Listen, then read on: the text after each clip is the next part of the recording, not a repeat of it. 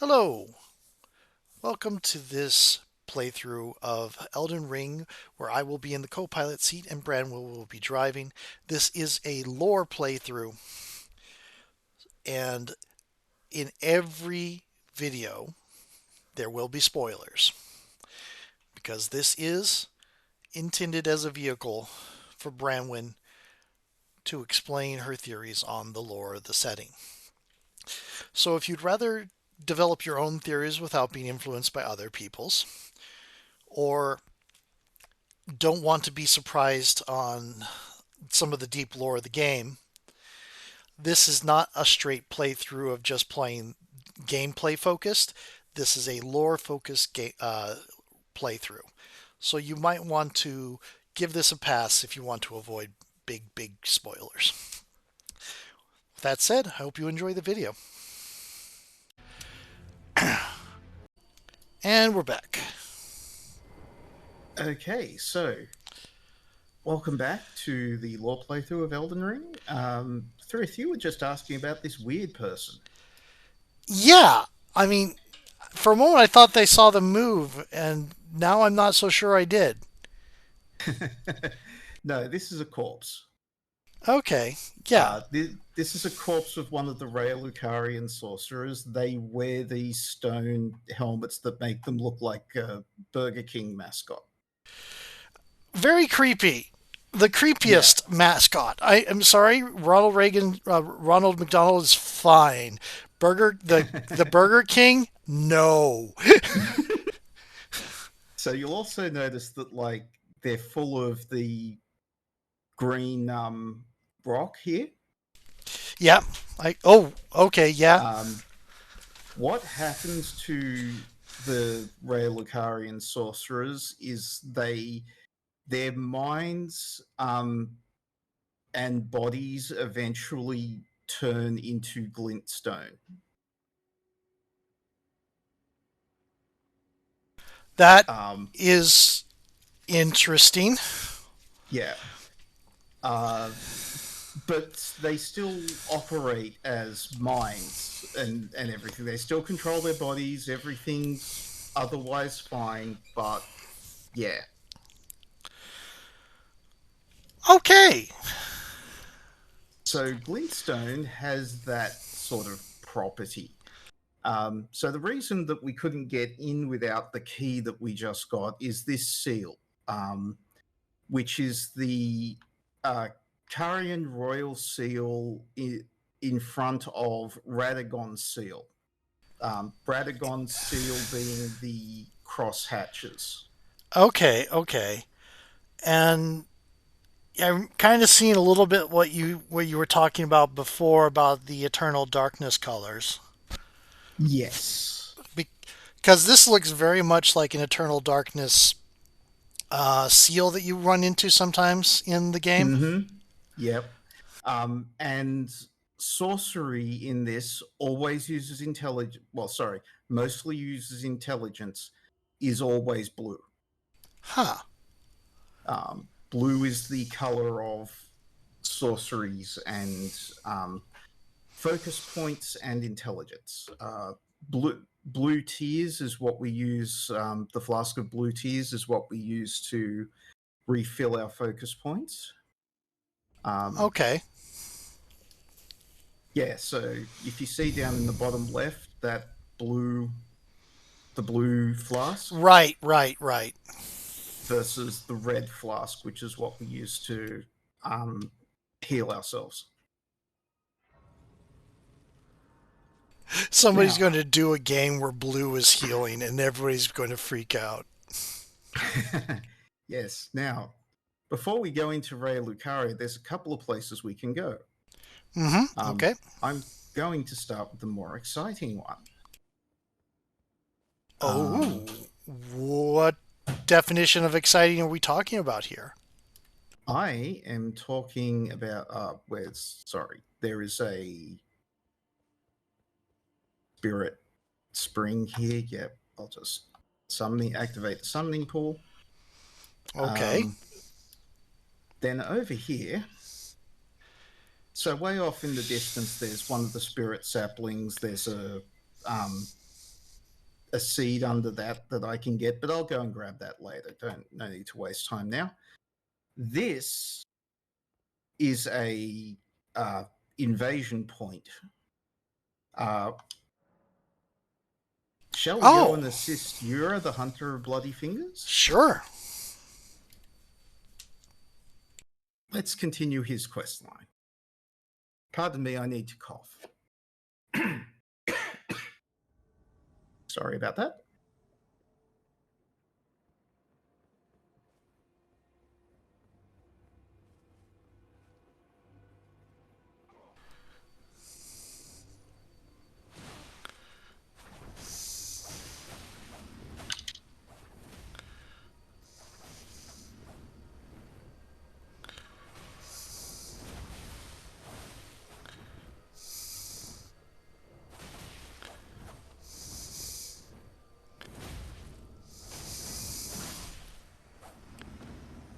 Got him.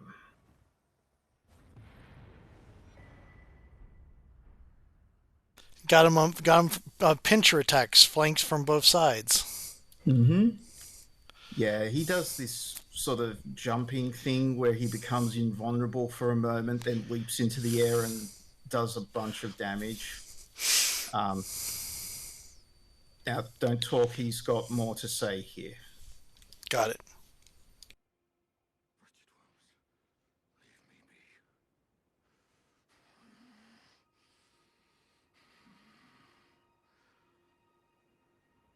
Now, wretched worms leave BB. What's all that about? Yeah. I mean, we Um, haven't run across worms in this game yet. no, we will later in the DLC. We will be talking more about that little tidbit later. Interesting. I mean, there's the wormy golems. Yes. And now I'm finally rid of him. Here's a token of thanks. Please, take it. I may not have much time. I'm dying to see you. Eleonora. Violet Bloodyfinger. Yes, I've been tracking Eleonora for quite some time. She is the deadliest of all Bloodyfingers. She's felled many an old hand already, but in spite of her cessblood zealotry, Eleonora is a proud knight. If she comes for you, do not think twice. You must flee. There is no shame in self-preservation. Interesting. Perhaps we will meet again, if fate permits. Because he was leading into that to sound like he was looking to, the lost love type thing, and then violet bloody finger. I was like, what? No, what I believe Yura loves about Eleonora is how strong she is, how good of a swordsman. But they are on the opposite sides of a conflict between two factions. He's a bloody finger hunter, and she's a bloody finger. Yeah, that would be kind of a barrier to things. A barrier to romance, Yeah, yes. unless it's a um, formulaic enemies to lovers romance thingy. On AO3. Man, I haven't seen if there's any Elden Ring fanfic. There's gotta be, right? Yep, I mean there is the comment like the one thing. One of the ways you can tell a property is just no good is by the fact that there's no fanfic for it. Oh, you mean like Raid Shadow Legends? Yeah. Oh man. Huge waste of good character designs. Yeah. Hi, Odin.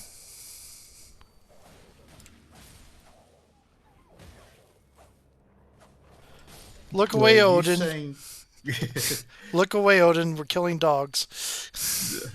Wolves, but Yeah. yeah. Oh, he's coming in now. Oh dear.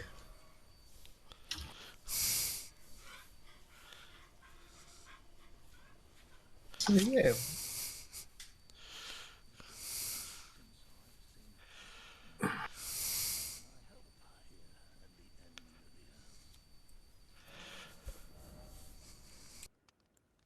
So, um,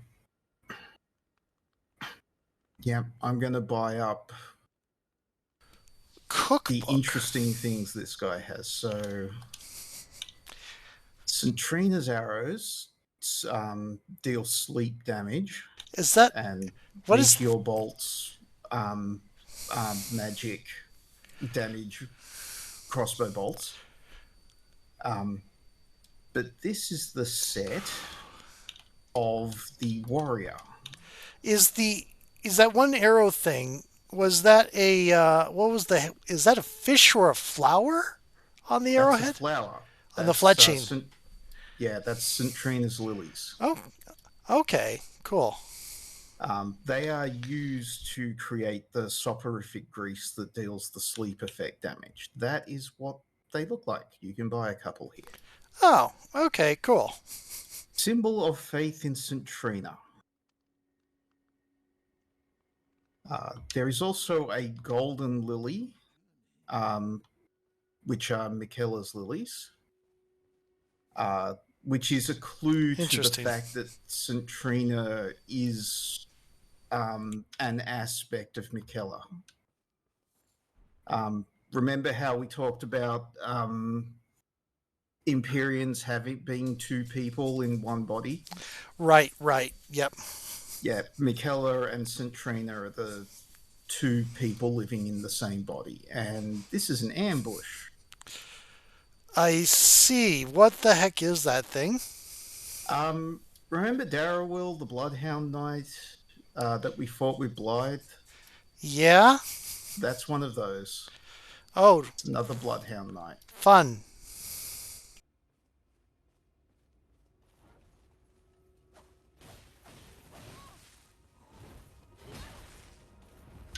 Keep forgetting how much of a reach these guys have. And speed. Yeah, I'm going to get that teleporty dodge ability that they have later. I really like that ability. Very cool. Uh, I also like the fact that you can see where they're coming from. There's a Yes. most of the enemies in Neo 2 you can see them ahead of time if they're going to drop down on you from above. Mm. But there is at least one Tengu in like a early mid game. You know, it's not Mm-hmm. very deep into the game. It's after the first two chapters, early in like the third chapter, that just drops out of nowhere. As Mm. far as I can tell, I have never seen him before he lands on me. Oh dear. So, interesting thing that I hadn't really noted before. This is a really good view of those belfries. Yeah, they look very much like tombstones from this distance. Mm. Yeah. Okay, so let's head in The massive elevator. with a big dark sun motif. Indeed. Even got so in the middle there we have the um, eight pointed star. We'll be seeing that a bit. We'll be talking about the eight pointed sun symbol. Okay, cool. This is looking very run down already. Oh, yeah, this is. There's a couple of items off here, but they're not worth very much. And yeah, our first test of are we tall enough to do this Legacy Dungeon. Legacy Dungeon. That's what they call these, like, castles, castle-y sort of areas.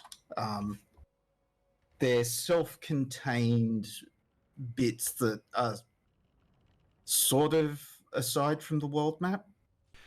Got it. Okay. In that you have to access them from one place, and you can't.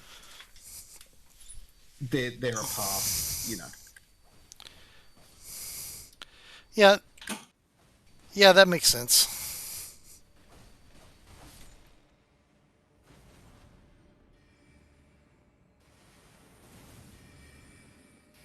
Legacy Dungeon is more of a technical term rather than a in-universe term. So kind of like Rift in City of Mist. Yes. Come on.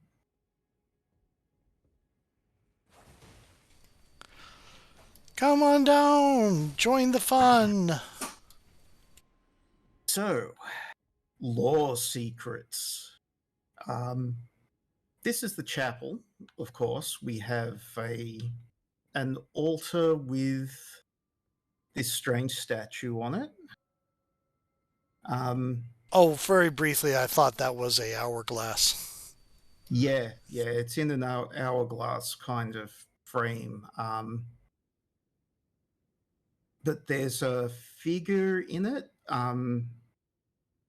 who seems to be wearing rare Lucarian robes, but with a different style of hat, carrying an orb. Oh, I see. Yeah.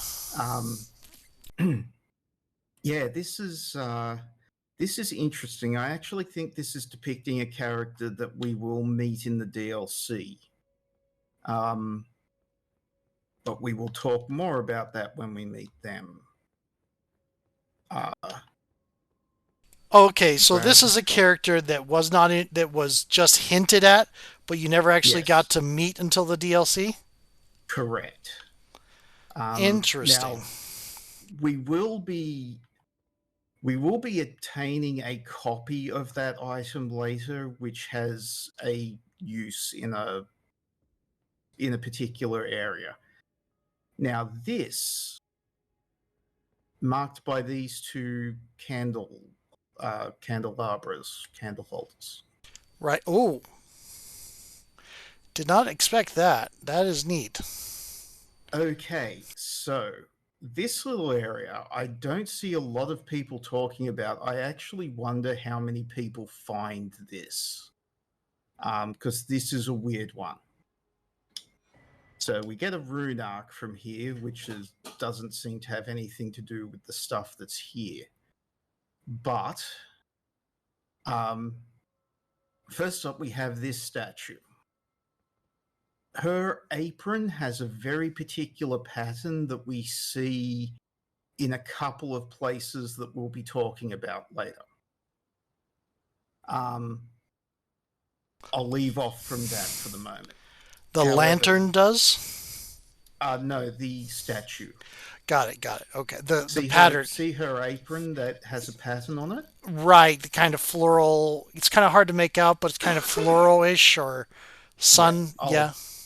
I'll have to go and grab the telescope later so we can see things a bit closer. But yeah, the other thing is that these are all coffins with women with the same floral pattern on their aprons. Oh, yeah, I'm seeing that. It's the same, like there are crowns engraved in the sort of halos over their heads, which look kind of like the steeples of the towers in Rea Lucaria and Leonia. Yeah, and when I first saw these, I thought they were like we were going to be seeing the sorcerers with their big heads and stuff like that. It's like, oh, they made the sarcophagus lids the big heads too. But no, these are all women. Same resting pose. There are 7 of them. Okay. Yep, Um, that's a commonly important number. so it's hard to know whether this is linked, but there are 7 of the walking mausoleums in the lands between as well. Could these like women's tombs hold the remnants of those some of the remnants of those demigods held in the mausoleum? That's what I wonder. I wonder if they're those demigods. I wonder if these are their wives. I think they're definitely carrion princesses um, from some era of of the lands between. This is a bit of a mystery. It's one that I'm hoping that we can like consider and solve a bit here together. Because I don't know yet. I this is um, this is a little strange because we don't hear about any. I mean, there are obviously more princesses because carrion princesses are referred to in the lore, but Right.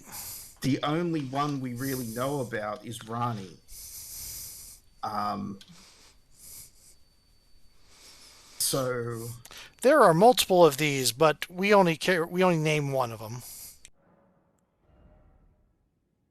yes, um, having 7 of them and there being 7 walking mausoleums is also a thing. Yeah, If yeah, this game doesn't feel like the kind to do coincidences. yeah, um, yeah. So these zombies with the blue eyes will eat our FP if I let them get a hold of me, which not pleasant. Uh, and there are a bunch of ambushes. You can see there's one there. Uh, Grace Mimic, which is a thing I never ever use. Grace Mimic? Yes, you can use them to basically create a teleportation point. A Ah, grace. ah, got it. Um, Teleportation circle then. yeah, um, they're really like not that useful. Um, yeah, we go around the back way so that we can avoid another ambush up ahead here with these 2 archers. And by avoid, you mean destroy. Yeah. If you come across the bridge here directly, like the archers get you and you can't get to them, you got to deal with this dog. A bunch of the zombies rise up from behind us, and yeah, it's just an altogether unpleasant time. Whereas otherwise, you can just go and kill some 2 archers, then move on. Pretty much. Um,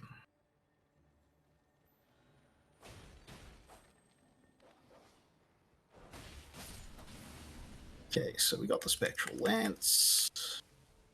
That's an occult ash of war, which can be useful. More doggos. There are a bunch of doggos here. It's very hard to deal with. Haven't seen that many rats.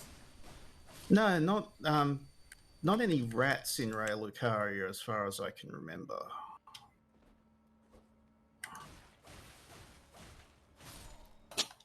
Luckily, bleed is just the best damage type for most of the game. Yeah, Let's it see. it looks quite powerful. Yeah, so then we've got this little area down here. Let's go and grab what's down here.